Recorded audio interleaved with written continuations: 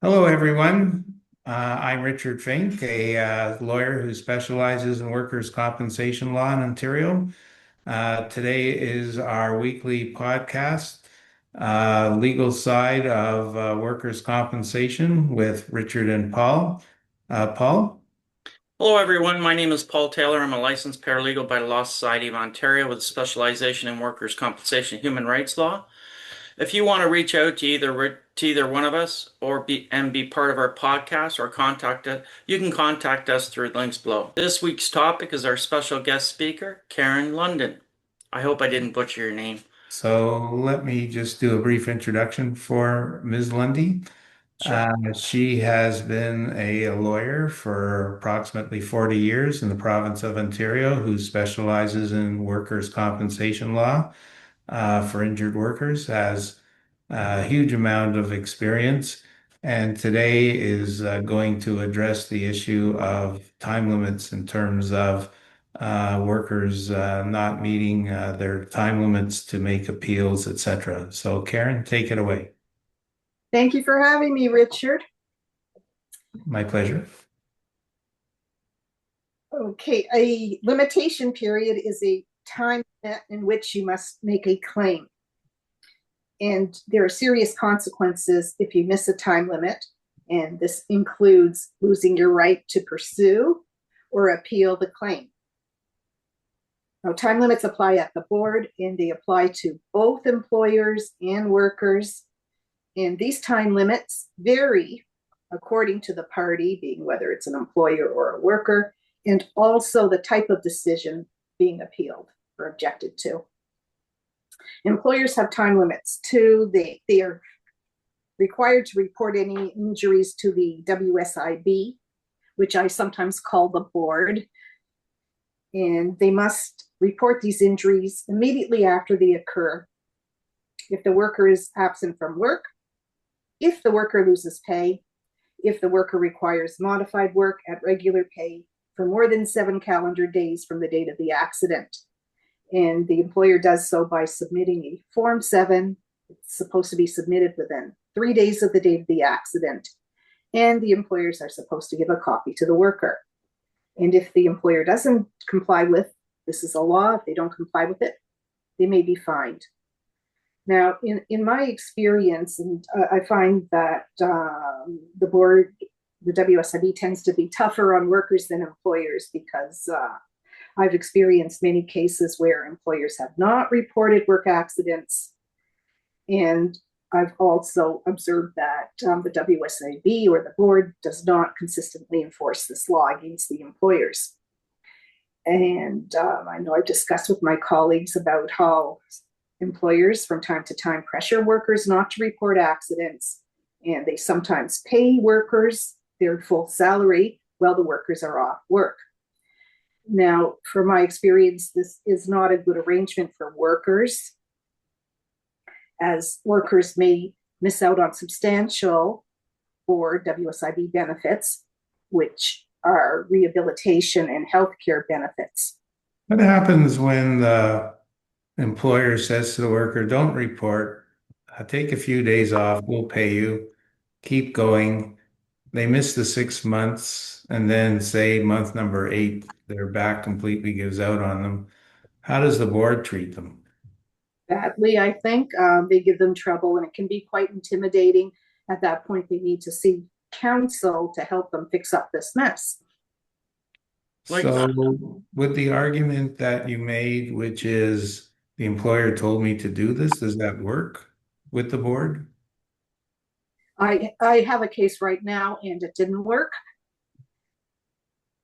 And what doesn't does the the, yeah, oh, go sorry, ahead, Richard. Paul. I Go was ahead, going to Paul. say, doesn't the policy say, and I'm just reading from the policy, and I know what you're talking about is reality, the real world. Yeah, And I was reading somewhere in the policy because I did have a case like that where if the, and I did find it very, how would I say, restrictive. It said if the board's, what do they call it, compliance department or whatever, finds the employer had done wrong, then and only then that the time period would be waived. I was like, what do you think of that? I had problems with that. I actually, on one of my cases, I did attempt to report to the compliance, and I didn't get a response at all. And I had to go other routes to get a time extension for the worker, and sometimes I'm successful getting the time. And I was going to discuss that later. Um, I had to go under other grounds for the exception to meet the time limit. Not always successful. Yeah, I know. I had one case where I was actually fortunately successful at the tribunal where the worker didn't file an appeal, and I'm guessing because it's been a while. It was like 7 years. And the reasoning was that the employer basically misled him as to his rights to appeal in that, and the tribunal found that was 308/24. I don't think it's reported on Canley, but in that case, the vice chair, Greg, I think, I find her very fair at the tribunal. I'm not being, that every time I've had her, she's been very fair with decisions, and she agreed to overturn it and send it back to the board, which the board denied everything anyway. So now we're going back to the tribunal. Yeah, and Um, like that though, Paul, I find these clients that come to see me, they don't have unlimited resources, and it's a huge delay and a huge expense, and that's where I get very upset or concerned. Justice delayed is justice denied, and then I have to, as I've discussed with Richard and his staff, I have to find other sources of money for the workers so that they can pay me to fix it up, and not just pay me, but pay their bills. So it gets into a bit of a mess, and that's why I'm said it's not in your best interest to enter these kind of arrangements with employers to the workers, and it's better if they come see the lawyers or representatives right away, because otherwise they're looking into a lot of expense and delay. Yeah, I would definitely say to workers today, before the minute you get hurt, and I'm laughing. Don't call an ambulance. Don't call a doctor. Call a lawyer, paralegal first. That's pretty bad, you know, because it's like you want to make sure that all your rights are protected. I would sadly I would say that's true as if like in cases where you're working in a big workplace, a big huge factory or something, and then the employer has a doctor or something on site. It's like, well, do you want to see that doctor? Do I have a right to refuse treatment from that doctor? And can I go to the emergency room? Stuff like that. Yeah. Would you agree with that or no? Oh, I totally agree with you. Yeah. I wouldn't say right before the ambulance. I say, okay, get your health looked after first. But I'd say certainly before the 6 months run, get in to see a lawyer, and I'd say even a couple of months before the 6 months run, because it takes time for us to draft things and file things. And I noticed too in the law and studying the law where I got very frustrated was there was no time limits for injured workers to bring claims or appeals up until 1998 with the change of the law, the Workplace Safety Insurance Act. And so in other words, almost 100 years it was that way. And I think the reason why there was no time limits is because it was fulfilling that purpose that Meredith said, which is when a worker becomes injured, they and their family now, because they provide for their family usually, become a burden to their family, friends, but most importantly to taxpayers. Because like you were talking about, first priority when an injured worker comes to you is are you being provided for right now? Because this appeal is going to take a long time and you have to pay rent, food, that kind of stuff. And oftentimes, and this is what angers me, is that when you contact the minister of labor or whoever they'll say go on welfare. And it's like, wait a minute, welfare is taxpayer funded. Workers' compensation is like private insurance. It's not insurance, but it's like that because it's not funded by tax money, it's funded by premiums charged to employers. So in that case, if I got involved in a car accident, you wouldn't say, well, go on welfare. You know what I mean? Like in an emergency, yeah, it just seems to me that it's abusing the tax system, and that's one of the reasons that they had not ever put in time limits.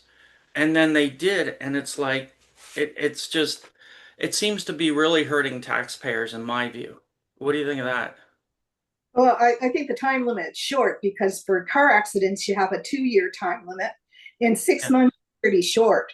And you got to consider too that a lot of workers, English isn't their first language, and they don't know what a time limit is. So I don't like it. It's too short, and a lot of workers aren't the most sophisticated people, and that's putting a huge burden on them.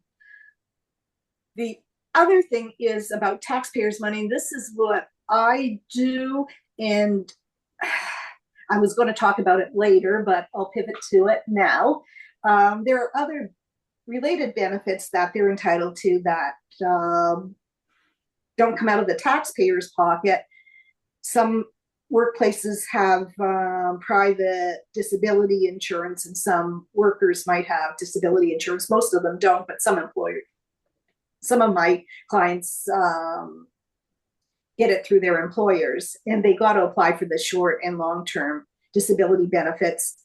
It's usually not as much as the WSIB benefits, but it's something to tide them over. But time limits the game for that too, and especially for the short-term disability, it's pretty short. But that's another thing I have to tell them because they don't know to apply for it. That's one thing I'll tell them to do. The other one is the unemployment insurance, and they paid into that. And again, there's a time limit because you have to contribute. I think it's 420 to 700 hours in the last year to get it. But that's something that they should be getting that isn't really coming out of the taxpayer's pocket. They put in their hours. And the third thing that's absolutely not coming out of the taxpayers' money is the Canada Pension Plan disability benefits. And they paid into that. And again, there's time limits and there's consideration to applying to that too. And the disability, it's better than the retirement benefits. It's more money, but it's not nearly as much as what the WSIB will pay. But we'll pay the grocery bills while they're waiting. So I usually try to set my clients up in getting all those benefits first. And although it's not burdening the taxpayers, I think it is letting the WSIB off the hook more than it should be let off the hook. So Karen, take the example, the worker strains his back doing some heavy lifting. The employer says to him, why don't just go on disability? You're, 50 years old. It's probably just your back's going on you. And they don't apply within the 6 months. How does the board and the tribunal determine whether to allow the time limit to be reinstated? Okay, well, there are ways you can extend the time limits, and that is you got to make a written request to extend it, and you have to have a good reason, and there's board policies for extending it. And the one that I usually try is that the worker has a condition that a serious health problem or condition that prevents them from understanding what a time limit is. And I've tried that with not with 100% success. Sometimes they're denied, and then I do have to go and appeal and go through the tribunal.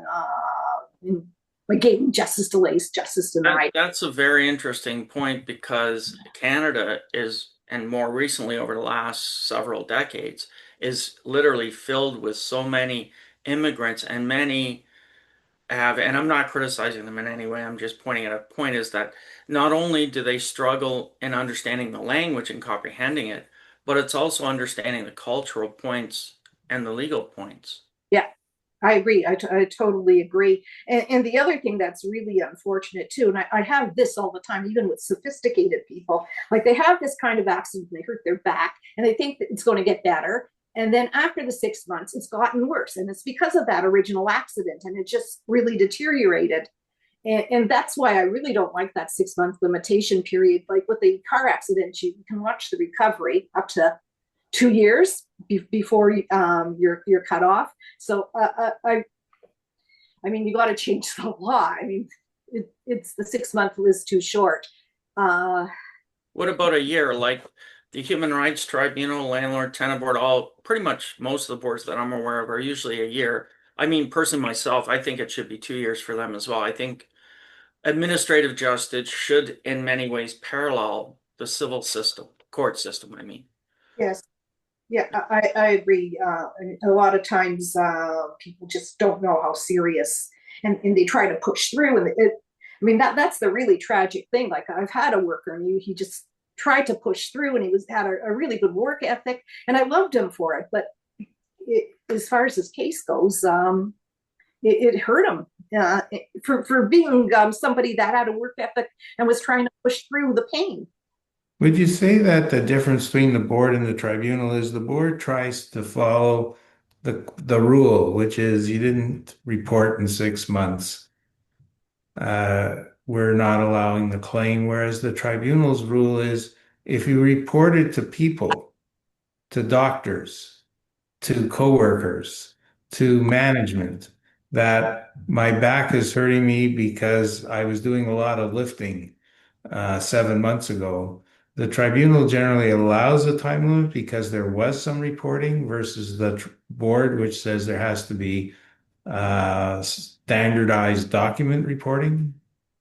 It's been my experience that the board will try to deny typical insurance practices. They try to deny and hope you go away. And a lot of workers do go away. They do give up. I have a case now where the worker just gave up just because the board said 6 months, you're too late. And they didn't appreciate that. What happened to them?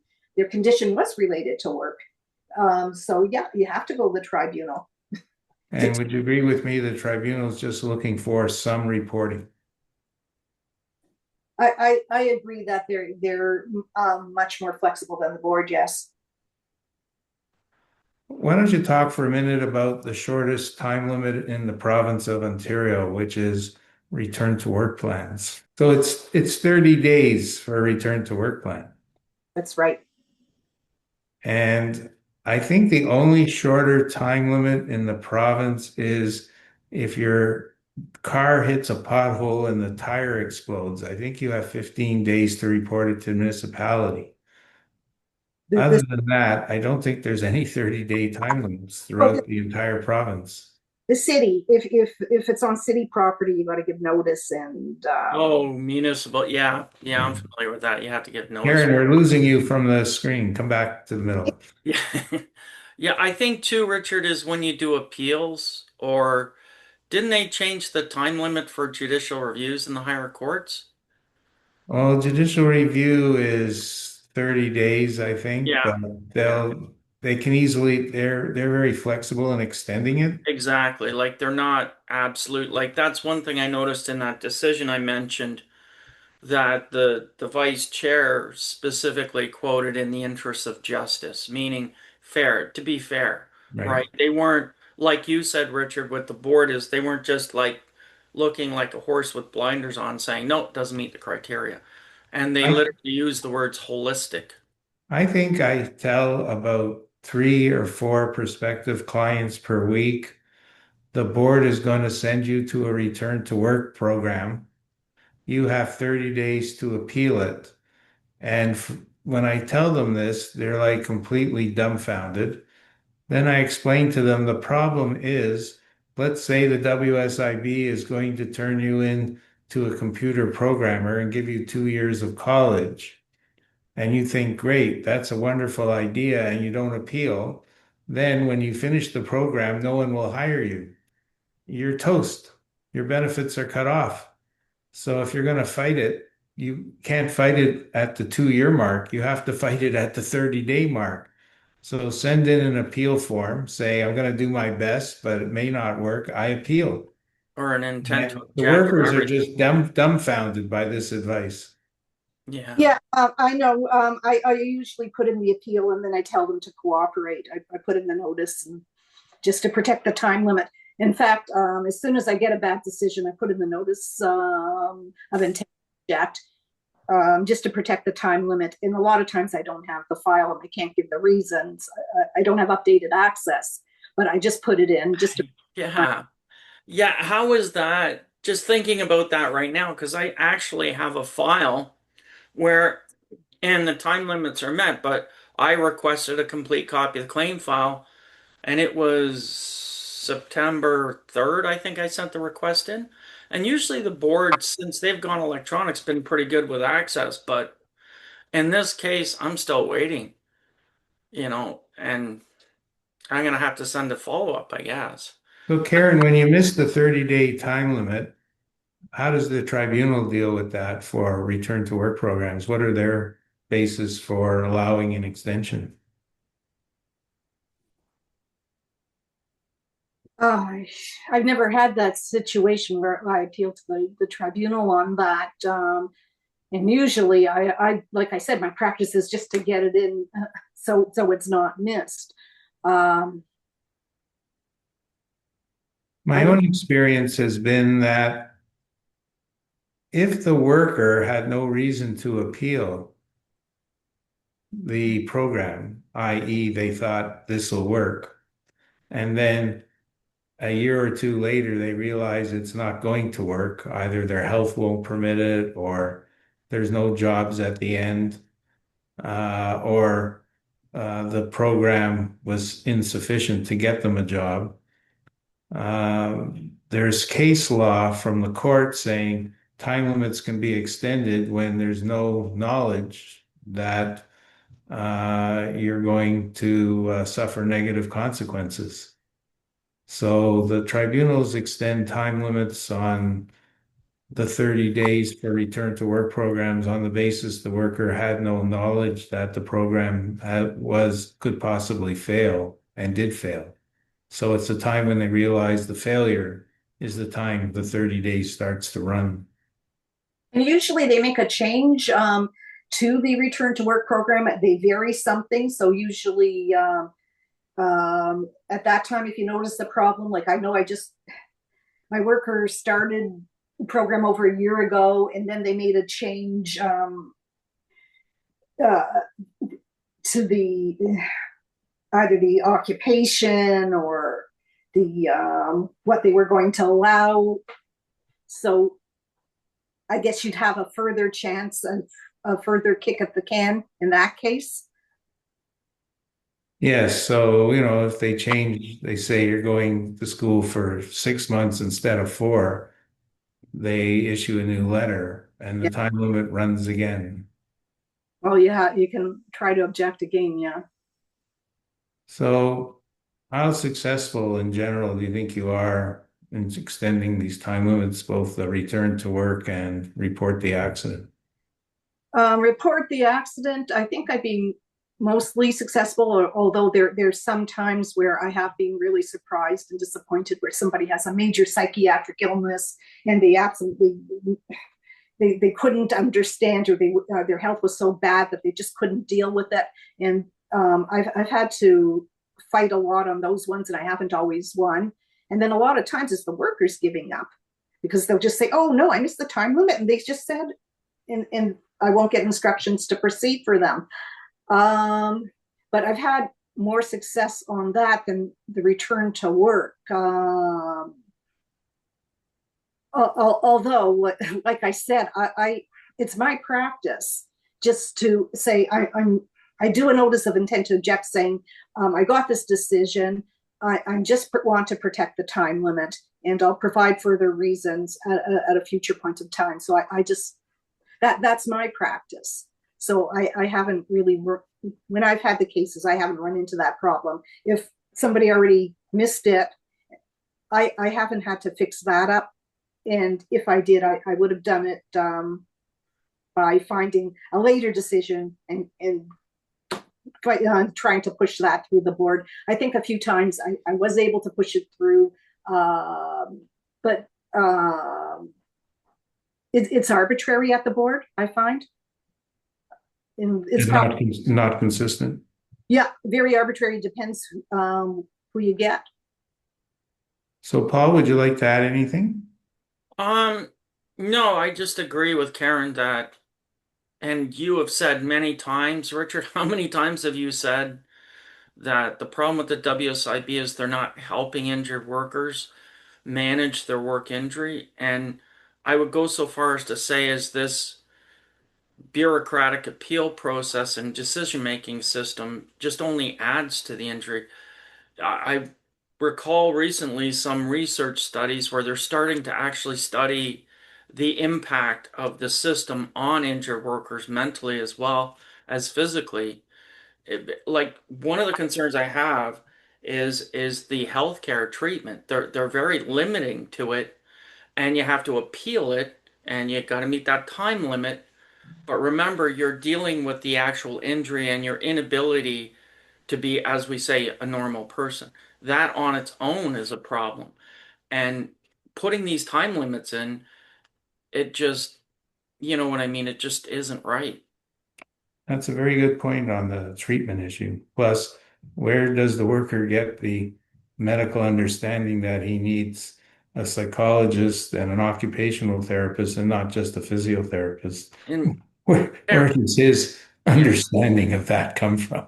the other point I wanted to make about Karen, when you were talking about when your injured worker first comes to you and says, "Okay, we got to figure out how for you to survive because you've lost your ability to earn a living and you haven't got any income." What would you say if I told you in Alberta, when it was the NDP, they changed the law and incorporated what's called as interim benefits? So when a worker is appealing a decision, in some cases and situations, and of course there's criteria and everything else, that some injured workers get interim benefits while they're waiting. In Ontario, the law says that, but that's only if the board says, yes, Richard, you're entitled to benefits, and Karen, who's the employer, appeals it. Then the worker keeps their benefits, right? Whereas in Alberta, even in initial entitlement cases, they can apply for what's called as interim benefits.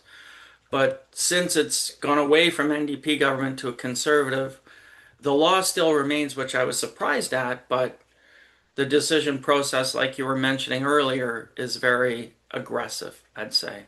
All right. Well, I'd like to thank everyone for participating and watching our podcast. And we hope to see you in another week or two. Thank you very much. Good day. Good day, everybody. Yep, thanks.